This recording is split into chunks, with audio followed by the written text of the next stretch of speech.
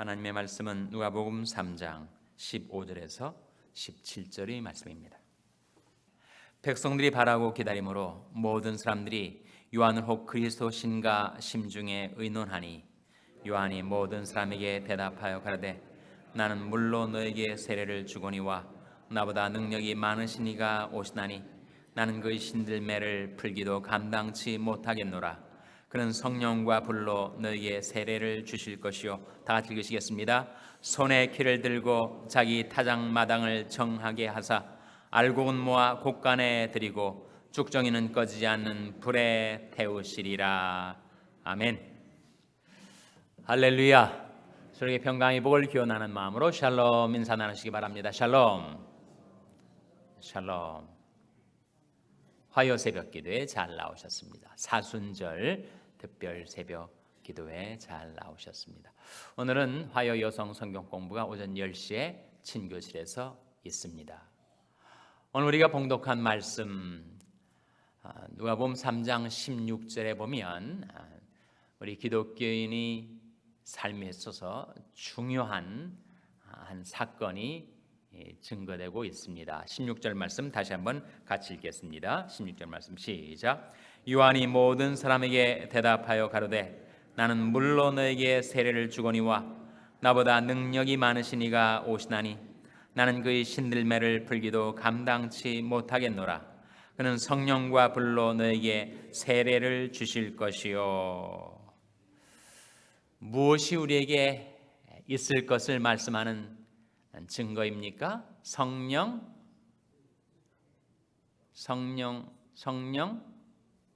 세례 발견하세요? 거기 있지 않습니까? 16절 하반절에 예수 그리스도는 우리에게 무엇과 무엇으로 세례를 주실 거라고요? 성령과 불로 너에게 세례를 주실 것이요. 요한은 무엇으로 세례를 베풀었죠? 물로. 예수님은 무엇으로 세례를 베푸신다고요? 성령으로.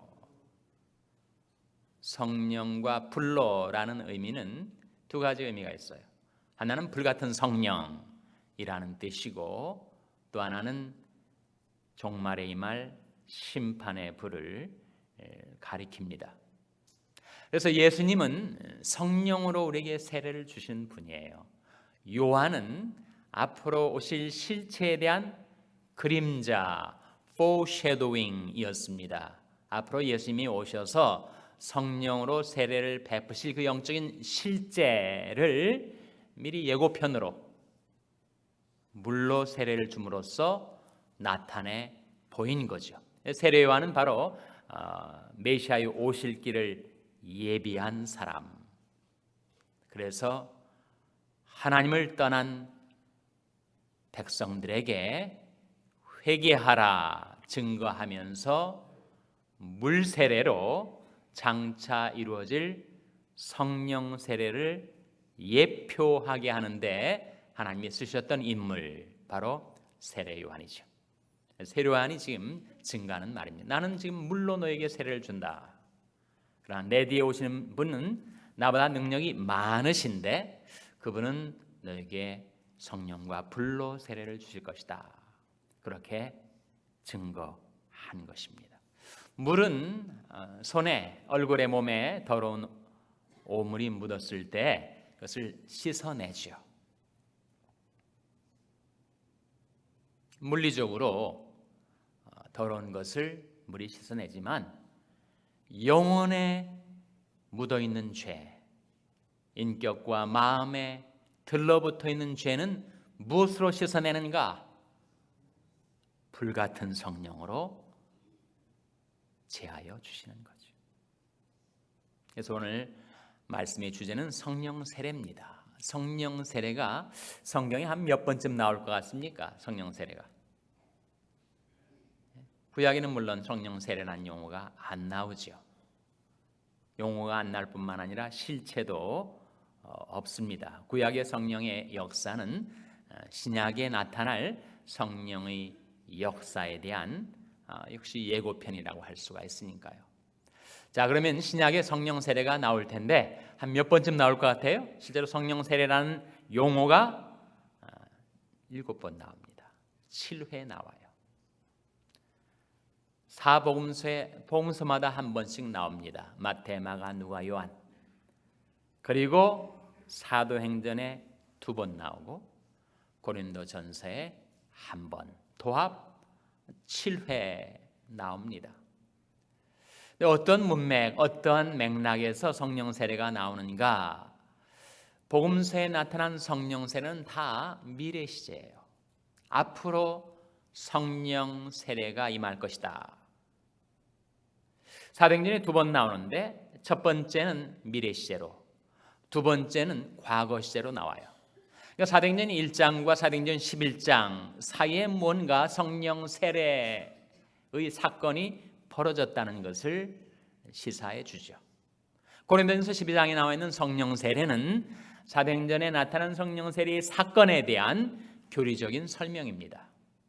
그렇다면 사복음서에서 미래 시제로 증거하고 있는 이 성령 세례, 아직 사도행전 1장까지도 여전히 미래 시제로 증거하고 있는 이 성령 세례, 사도행전 11장에 이르러서는 이미 이루어진 과거의 사건으로 증거하는 이 성령 세례는 실제로 어떤 사건을 지칭하는 것일까요, 여러분? 뭘 가리키겠습니까? 그것은 바로 오순절날 성령이 강림하신 사건이죠. 오순절날 성령이 강림하심으로써 이 지상에 그 무언가가 탄생을 합니다. 뭐가 탄생을 하죠? 바로 그리스도의 몸된 교회가 탄생을 합니다. 그래서 성령 세례는 구속사에 있어서의 획기적인 사건, 바로 오순절날 성령이 강림하셔서 기독교회가 탄생한 사건을 가리킵니다. 그렇기 때문에 사복음서에서는 그 성령 세례에 대한 언급이 나올 때마다 장차 이루어질 미래의 사건으로 증거한 것이에요. 사도행전 1장까지 여전히, 사도행전 11장에서 시몬 베드로가 성령 세례를 증거할 때는 이미 이루어진 완료된 사건으로 증거하고 있습니다. 성령 세례가 무엇인가? 성령 세례는 교회가 탄생한 구속사적인 사건을 가리키는 것이다. 그렇다면 2000년 전에 한 번 있었던 그야말로 히스토릭 이벤트, 역사적인 사건으로 그치고 오늘을 살아가는 우리들과는 아무런 상관이 없는 과거의 사건이란 말인가? 그것은 아니죠. 그렇다면 무엇인가? 성령 세례는 지금도 온 세상에 흩어져서 살아가고 있는 하나님의 백성들에게 성령이 임하셔서 그 사람을 그리스도의 몸된 교회로 연합시키는 사건입니다. 고린도전서 12장 13절 한번 찾아보시기 바랍니다. 고린도전서 12장 13절 말씀 찾아서 같이 읽겠습니다. 신약성경 278면, 신약성경 278면 고린도전서 12장 13절 말씀 우리 찾아서 같이 읽겠습니다. 고린도전서 12장 13절 말씀 같이 읽겠습니다. 시작. 우리가 유대인이나 헬란이나 종이나 자유자나 다 한 성령으로 세례를 받아 한 몸이 되었고 또 다 한 성령을 마시게 하셨느니라. 이 말씀 속에 뭐가 나와요? 성령으로 세례를 받아. 발견하셨습니까? 성령 세례라고 하는 말씀이에요. 근데 무엇을 가리켜서 성령 세례라고 하는가? 유대인이나 헬란이나 종이나 자유자나 이 세상에 흩어져 살고 있는 하나님의 백성들에게 하나님의 성령이 임하시면 그들을 다 그리스도의 한 몸, 교회로 연합되게 하시는 사건이다. 성령을 마신 자마다 다 그리스도인이 되고, 그리스도인이라는 말 자체가 기름 부음을 받은 자라는 뜻이니까 그리스도라는 우리 주 예수님의 칭호가 바로 기름 부음 받은 자인 것처럼 그리스도인 역시 작은 메시아, 작은 성령의 기름 부음을 받은 자라는 것입니다. 성령 세례는 뭐냐? 역사적으로, 구속사적으로는 성령 강림절, 성령이 강림으로 말미암아 그리스도의 몸된 교회가 탄생한 사건. 오늘날 우리들에게는 그것은 무엇을 의미하는가? 우리 한 사람 한 사람이 성령으로 그리스도의 몸된 교회의 지체로 더해진 사건. 차별이 없습니다. 유대인이든 헬라인이든 미국인이든 한국인이든 차별이 없어요. 신분상의 차별이 없습니다.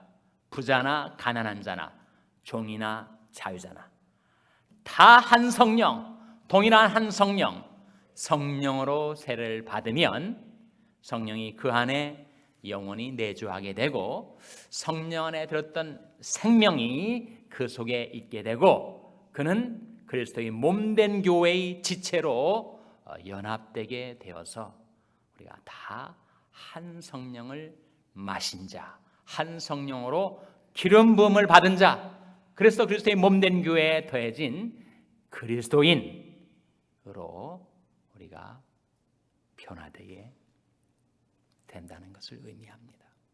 그래서 성령 세례는 지금도 있습니다.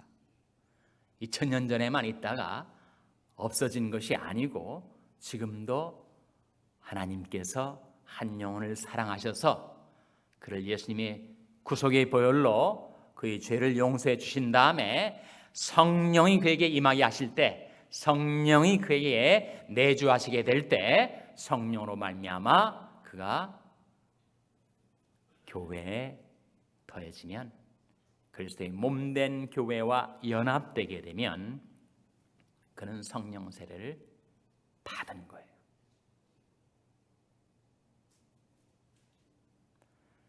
성령 세례와 성령 충만의 차이는 뭐죠? 성령 세례와 성령 충만의 차이는 무엇입니까? 성령 세례는 단회적인 사건, 우리가 회개하고 예수 믿어 성령이 내 안에 임하실 때 그때 성령 세례를 받는 것이고, 성령 충만은 반복적인 사건, 술 취하지 말라 이는 방탕하는 것이니 오직 성령의 충만을 받으라. 사도행전에 보면 이미 성령 세례를 받은 사도들이 제차 3차 성령 충만을 받습니다. 하나님께서 그들에게 주신 사명을 감당하기 위하여 하나님께서 그들에게 하늘의 능력과 권세로 제차 3차 입혀주시는 사건, 그것이 바로 성령 충만이에요. 성령 세례와 성령 충만을 단순화시켜서 말하면 성령 세례는 제1차적인 성령 충만 체험이다, 그렇게 말할 수 있습니다. 이해가 되십니까? 성령 세례는 처음 성령 받은 것, 처음 성령 모신 것, 처음 성령의 타치를 받은 날, 처음 성령의 임하심을 체험한 날, 제1차적인 성령 충만의 체험. 그래서 그가 하나님의 자녀가 되고 그리스도의 몸된 교회의 지체가 되고 이미 오순절날 성령 강림절날 이 지상에 존재하게 된 그리스도의 몸된 교회와 연합되게 된 그 사건이 성령 세례고, 성령 충만은 무엇인가? 우리는 한 번 성령 충만 받으면 그걸로 다 되는가? 한 번 성령 충만 받았으니 그거 가지고 평생 그거 가지고 먹고 살 수가 있는 것인가? 그리스도인이 신앙생활을 유지할 수 있는 것인가? 그렇지 않다는 거예요. 우리보다 훨씬 더 믿음도 능력도 많았던 사도들도 늘 그들에게 새롭게 닥쳐오는 과제, 사명을 감당하기 위하여 하나님께서 반복적으로 성령의 충만함을 부어주신 것입니다. 그렇다면 우리들에게 필요한 것, 예수님보다도 사도들보다도 더 미약하고 더 비천한 우리들이 성령의 충만을 체험치 않고 성령의 능력을 체험치 않고 하나님이 우리에게 주신 사명을 감당하기는 불가능한 일입니다. 성령을 가리켜서 성경에 종종 비유를 들어요. 오늘은 불이라는 비유가 나오지 않습니까? 물로도 안 씻어지는 더러운 것을 불로 소멸하고 제거할 수가 있는 것처럼 내 영혼, 내 심령 속에 너무 깊숙이 들어박혀 있는 그 죄악을 제거하는 것은 성령의 불이 임할 때, 그때 우리 모든 정욕과 죄악들을 성령의 불로 태워 제하실 수가 있는 거죠. 또한 물로 성경은 성령을 증거합니다. 누구든지 목마르거든 내게로 와서 마시라. 나를 믿는 자는 성경의 이름과 같이 그 배에서 생수의 강이 흘러나리라 하시니 이는 자기를 믿는 자의 받을 성령을 가리켜 말씀하신 것이라. 우리가 마음이 허전하고 공허하고 클클하고 내 마음에 내 심령에 곤고함이 있을 때, 그때 우리가 예수님께 나오면 예수님께서 우리에게 성령의 강수가 내 뱃속에서부터 흘러 넘치게 해주신다는 약속 아니에요? 누구든지 목마르거든 내게로 와서 마시라. 나를 믿는 자는 성경의 이름과 같이 그 배에서 생수의 강이 흘러나리라. 성령을 물로 비유하신 거죠. 일단 성령을 바람에 비유하십니다. 여러분, 밀폐된 공간 속에 답답하게 있다가 한번 문 밖으로 나가면 얼마나 시원해집니까? 기분이 상쾌해져요. 성령의 바람이 불어올 때, 그때 유쾌하게 되는 날이 우리에게 있게 되는 것입니다. 그러므로 너희가 회개하고 돌이켜 너희 죄 없이함을 받으라. 이같이 하면 유쾌하게 되는 날이 주 앞으로부터 이를 것이요. 성령의 바람이 불어와 메마른 나의 심령을 소생케 해주고, 그리고 나의 삶을 새롭게 해주는 그 생명의 기운이 우리에게 불어오고 있다는 겁니다. 또 한 가지 비유, 성령을 뭐에 비유하는가? 기름에 비유하죠. 여러분, 기름은 뭘 상징합니까? 기름은 능력을 상징하잖아요. 여러분, 자동차를 굴리는데도 기름이 필요하고, 불을 밝히는데도 기름이 필요하고, 기름이 있어야, 에너지 공급이 있어야 되는 거 아니겠습니까? 성령이 기름과 같이 우리에게 임하시면 우리는 능력 있는 그리스도인의 삶을 살 수가 있는 겁니다. 하나님이 나사렛 예수에게 성령과 능력을 기름 붓듯 하셨음에 저가 들어다니시며 착한 일을 행하시고 마귀 될 모든 자를 고치셨으니 이는 하나님이 함께 하셨습니다. 성령은 무엇과 같으신가? 네 가지 기억하시겠습니까? 바람과 같고, 물과 같고, 불과 같고, 기름과 같다. 제가 아침에 이렇게 얘기를 했는데 또 몇 날 지나면 뭐였더라? 흙과 같다고 했던가? 그래서 기억을 하시라는 거예요. 사자성어로. 어떻게 기억하시라고요? 풍수화류. 풍수화류. 바람 풍자, 물수자, 불화자, 기름유자, 풍수화류를 기억하시면 성령이 우리에게 임하실 때 어떤 역사가 일어나는지, 어떤 결과가 주어지는지를 여러분 기억하시고 의지할 수가 있을 것입니다.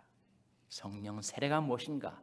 성령이 임하시면 어떠한 역사, 어떠한 변화가 일어나게 되는가? 중요한 것은 실제로 그 체험 아니겠습니까? 성령의 타치, 성령의 충만함을 받는 것, 그것이 사실은 골자가 아니겠어요? 어떻게 성령 충만을 받죠?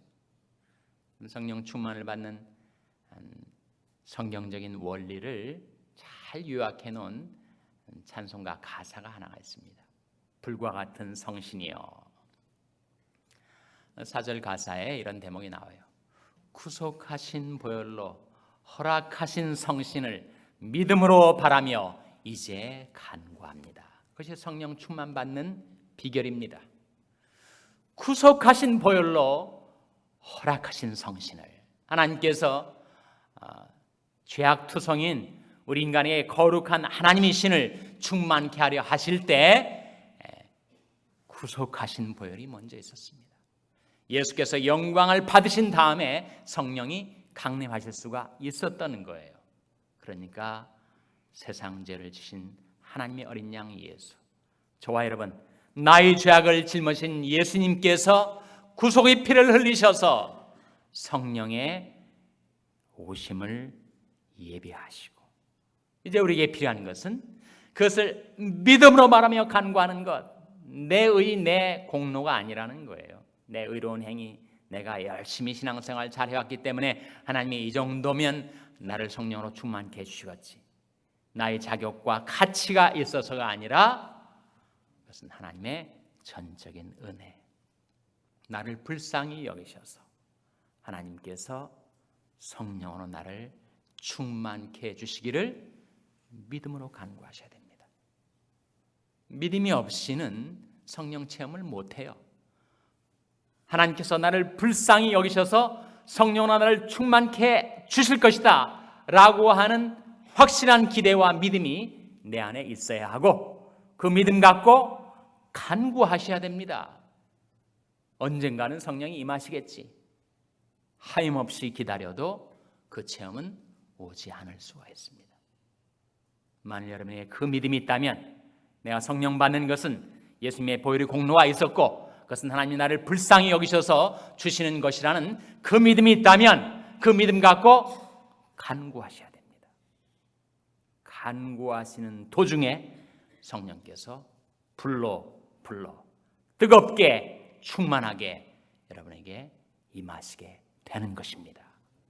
이 아침에 하나님 앞에 기도하실 때, 하나님, 저와 저희 자녀들을 불쌍히 여기시고 저에게를 불쌍히 여기셔서 구속하신 보혈로 허락하신 성신을 믿음으로 바라며 이제 간구하오니 저희들 성신으로 충만케 하여 주시옵소서. 기도할 때 하나님께서 여러분의 기도에 응답하셔서 여러분을 성령으로 충만케 해주시기를 주님의 이름으로 축원합니다. 기도하시겠습니다. 하나님, 저희들을 성령으로 충만케 하여 주시옵소서. 기도하시기 바랍니다. 우리 자녀들을 위해서 기도할 때, 하나님, 성령으로 저희 자녀를 충만케 하셔서 그 심령을 새롭게 해 주시옵소서. 기도하시기 바랍니다. 병상에 낙한 지체들을 위해서 기도할 때 성령의 능력으로 저들을 고쳐주시고 소생케 하여 주시옵소서. 기도해 주시기 바랍니다. 우리 샬롬 교회를 위해서 기도할 때, 하나님, 저희 샬롬 교회가 성령 충만한 교회가 되어서 성령의 능력으로 행하는 교회, 사명을 감당하는 교회가 되게 해달라고 기도해 주시기 바랍니다. 여러분의 생업을 위해서 기도하시고 한미 가정 상담소의 사역을 위해서 기도해 주시기 바랍니다. 하나님, 이 아침에 간구하오니 저를 성령으로 충만케 하셔서 사명 감당케 하여 주시옵소서. 이런 제목들로 우리 합심해서 기도하겠습니다.